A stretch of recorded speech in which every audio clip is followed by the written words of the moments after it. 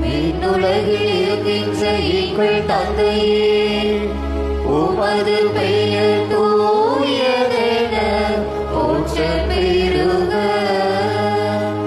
உமது ஆட்சி வருக. உமது திருவுளம் விண்ணுலகில் நிறைவேறுவது போல மண்ணுலகிலும் நிறைவேறுக. எங்கள் அன்றாட உணவை இன்று எங்களுக்கு தாரும்.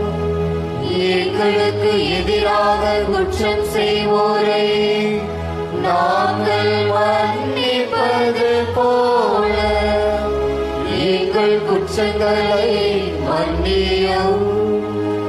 எங்களை சோதனைக்கு உட்படுத்தாதேயும், தீமையிலிருந்து எங்களை